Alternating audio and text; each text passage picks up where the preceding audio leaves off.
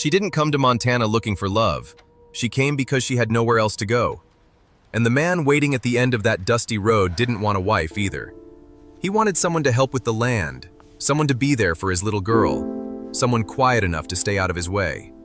That was the deal. Simple, clean, no feelings involved.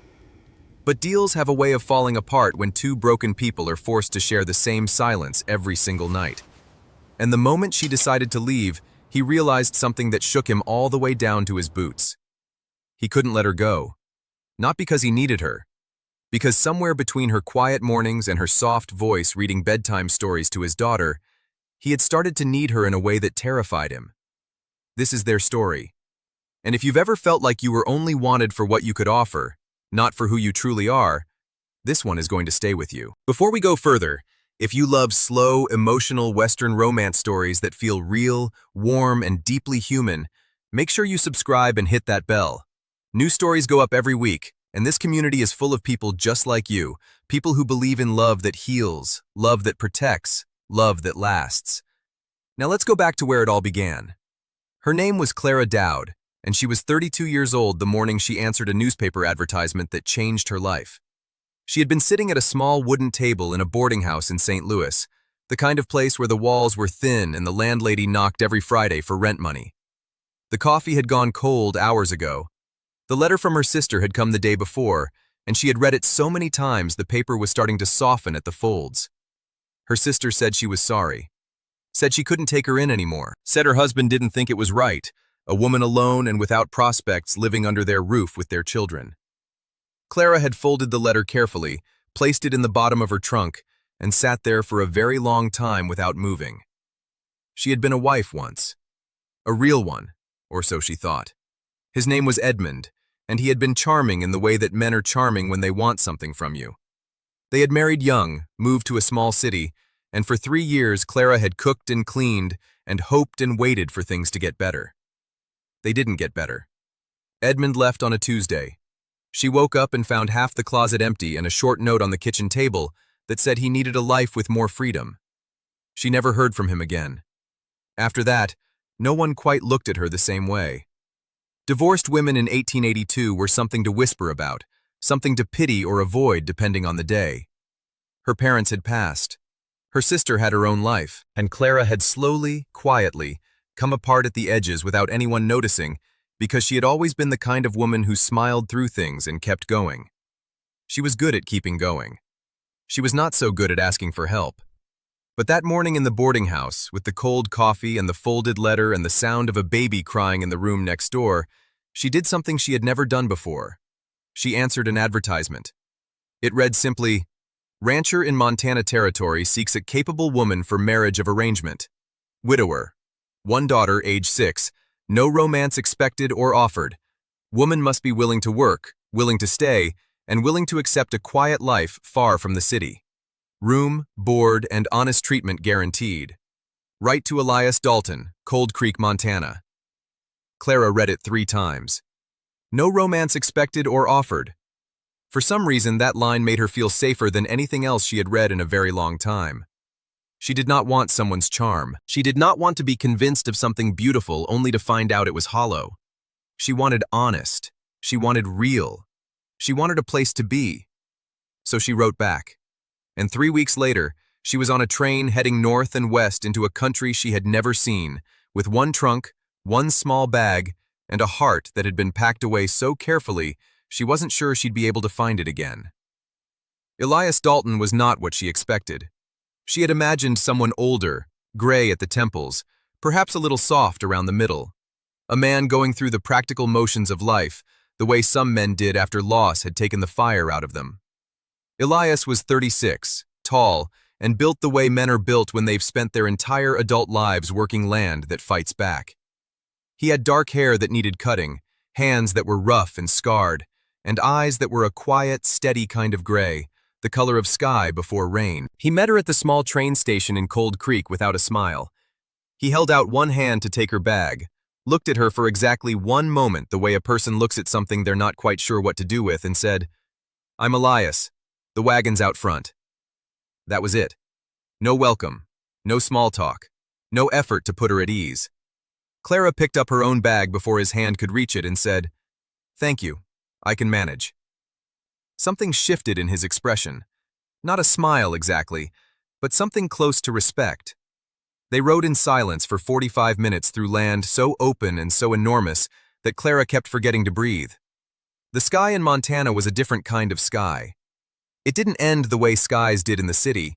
It just kept going, rolling out over the hills and the grass and the dark line of mountains in the distance, like it had all the room in the world and no intention of rushing anywhere. When they finally pulled up to the ranch, Clara saw a small figure standing on the porch. A little girl with her father's dark hair and a serious expression that was so much like his it almost made Clara smile. "That's Nora," Elias said. He didn't say anything more. Nora watched Clara climb down from the wagon with careful, unblinking eyes. She was 6 years old, and she carried herself with the stillness of a child who had learned very early that stillness was safer than noise. Clara crouched down to her level. "Hello, Nora," she said. "My name is Clara. I'm very glad to meet you." Nora studied her for a long moment and then said very quietly, "Do you know how to make biscuits?" Clara blinked. Then she nodded. "I make very good biscuits." Nora thought about this seriously. "Papa burns them," she said. From somewhere behind Clara, she heard a low, rough sound. It took her a moment to realize it was Elias Dalton, doing his best not to laugh. The house was plain but clean. 2 bedrooms, a sitting room, a kitchen with a cast-iron stove that had seen better days. There was a small room off the back with a narrow bed that Elias had set up for Clara, away from the rest of the house, with a little window that looked out over the eastern field. He showed her through the house quickly, without ceremony, and then stood in the kitchen doorway with his arms crossed. "You'll have the house and the cooking," he said. "I'll handle the land. There's a woman in town, Martha Cole, who helps with Nora when I'm out in the field. You don't owe me conversation or company, just the work." Clara nodded. "Understood." He nodded back. "Good." And that was their arrangement. For the first 2 weeks, they moved around each other the way planets do, each in their own orbit, polite but distant, careful not to get too close. Clara learned the rhythm of the house. She made biscuits every morning, and Nora appeared at the kitchen table before sunrise, waiting, with her small hands folded in front of her like a tiny, dignified guest. Clara braided Nora's hair because no one else had been doing it right. She read her stories at night because the little girl couldn't fall asleep without words in the air. She noticed that Nora didn't laugh easily, that she watched people the way her father did, the way someone does when they've learned that things can disappear without warning. Nora's mother had died 2 years before. Fever. It had come on fast and it hadn't let go. Clara found this out not from Elias, but from Martha Cole, the older woman in town who had a kind face and a habit of filling silence with information. "He doesn't talk about Ruth," Martha told her one afternoon, matter of fact. "Doesn't talk about much, Elias. But he loved her. And when she went, something in him went quiet. I don't know if it ever came back." Clara thanked her and didn't ask anything else. She wasn't there for his heart. She wasn't there to fix him. She was there because she needed a place and he needed help, and that was all this was. That's what she told herself. She told herself that very firmly on the evening she brought a plate of supper out to the barn, because he hadn't come in for 2 hours and it was cold, and she had made enough for both of them. She told herself it was simply practical, not caring, when she noticed he wasn't wearing his coat, and she draped it over the fence post nearest to where he was working without saying a word. She found it folded on the kitchen table the next morning. Next to it was a single wildflower, the small yellow kind that grew along the edge of the eastern field. He was already gone before she came downstairs. She stood there looking at that flower for a long time. Then she put it in a cup of water and set it on the windowsill and told herself it meant nothing. It was in the 5th week that things began to shift in a way she hadn't prepared for. Nora had been sick with a cold, nothing serious, but enough to keep her inside and fretful and unwilling to sleep without someone nearby. Clara had been sitting with her most of the night, telling stories in a low voice until the little girl's breathing finally went soft and even. She must have fallen asleep in the chair beside the bed. She woke up sometime before dawn to find a blanket had been laid over her shoulders. Elias was sitting on the edge of Nora's bed in the dim lamplight, his big hand resting so carefully, so gently, on his daughter's small back, just breathing with her. He didn't know Clara was awake. He sat there looking at his daughter with an expression so open and so raw that Clara felt like she was seeing something private, something real, something this man would never in 1,000 years have allowed anyone to witness. She closed her eyes and pretended to be asleep, but she lay there under that blanket in the dark and felt something quietly, stubbornly beginning to grow in the place she had tried so hard to keep empty. It was not until the end of the second month that Clara made her decision to leave. It happened because of a letter, though not the kind she expected. A man in town, a lawyer named Giffords, sent word to the ranch that a family had come forward regarding Clara's previous marriage. Edmund's family. They had heard about the arrangement, about her new life in Montana, and they had written to express their displeasure. They said she was a disgraced woman. They said she had no right to be in a respectable home. They said if Elias Dalton was a man of standing in his community, he would think carefully about the company he kept. Clara read the letter alone in the kitchen. She read it twice, and then she sat down and felt the old, familiar feeling wash over her. The one that said, "You are too much trouble. You are a burden. You are something that makes other people's lives harder just by existing." She thought about Elias, about his quiet reputation in town, about the way people nodded to him with respect, about Nora, who was just beginning to laugh a little more easily, just beginning to reach for Clara's hand when they walked. She could not be the reason their lives became harder. She had never wanted to be someone's problem. So she packed her trunk in the early hours of a gray morning.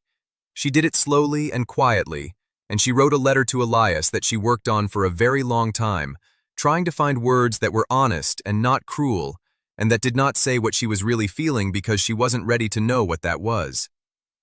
She said she was grateful. She said she hoped he and Nora would be well. She said the arrangement had been good while it lasted, but she thought it was best for everyone if she moved on before her presence brought him any trouble he didn't deserve. She left the letter on the kitchen table.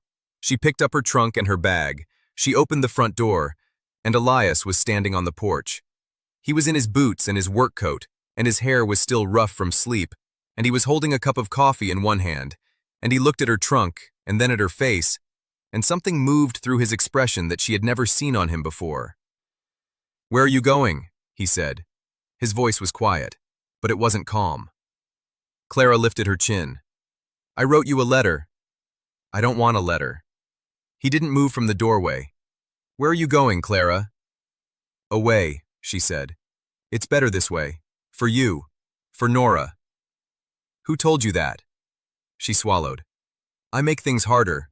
I always have. And your reputation, those people from Edmund's family, the letter. I will not be the reason your life becomes difficult." Elias looked at her for a long moment. Then he set down his coffee cup on the porch railing. He turned to face her fully and crossed his arms and said, "You are not going anywhere." "You can't tell me what to do," she said, and her voice shook just slightly. "I am not your property. I am not required to stay." "No," he said. "You're not." His voice dropped lower.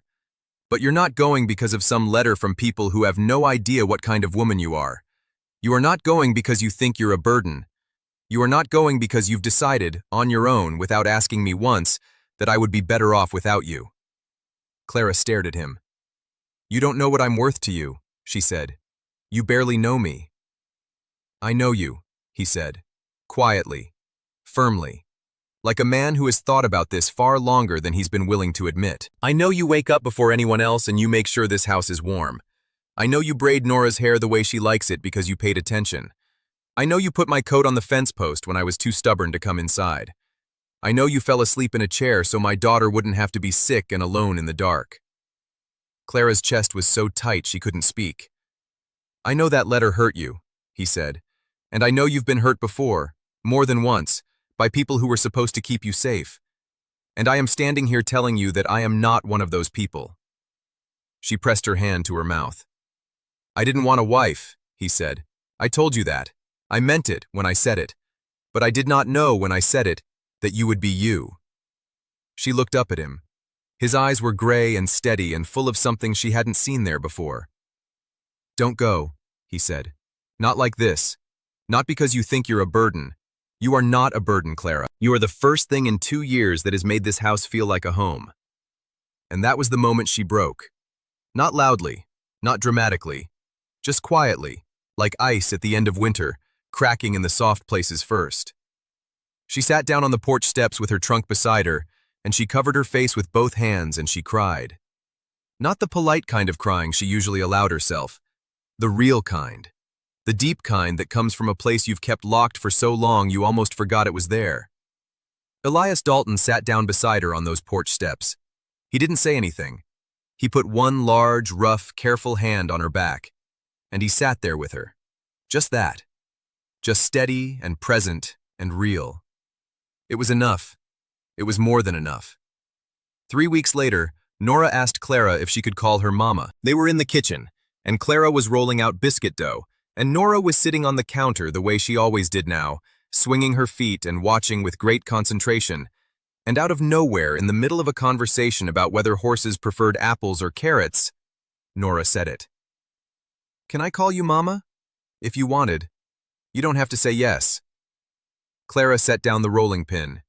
She looked at this small, serious, dark-haired little girl who had her father's eyes and her own quiet way of watching the world. "Yes," she said. Her voice was barely more than a whisper. "I would like that very much." Nora nodded as if the matter was settled. "Papa will be happy," she said simply. "He smiles more now. I noticed." Clara laughed, the real kind, the kind that surprised her. And she reached over and pulled Nora into a hug that the little girl leaned into without a moment's hesitation. On a cool evening in late October, Elias asked Clara to walk with him out to the eastern field. The grass was golden in the last of the daylight. The mountains to the west were going purple and rose. The sky was the kind of Montana sky that makes a person feel very small and very held at the same time. He stood beside her and was quiet for a long time in the way that he was. The way she had come to know was not coldness but care, was not distance but depth. Then he said, "I'd like this to be real." She turned to look at him. "The marriage," he said. "I'd like it to be real, if you'd want that." He wasn't looking at the sky anymore. He was looking at her. "I'm not asking because I need help with the land," he said. "I'm asking because when I thought you were leaving, I couldn't breathe. And I'm not a man who says things like that easily. But I'm saying it to you because I think you've earned the truth, and the truth is that I love you, Clara. In the quiet way, in the way that lasts." The wind moved through the grass. She reached over and took his hand. "I'm not going anywhere," she said softly. He looked down at her hand in his and then up at her face, and he smiled, slowly, the real kind of smile that she had been watching for since the very beginning, the one she had caught glimpses of at the edges when Nora made him forget to be careful. It was the most beautiful thing she had ever seen.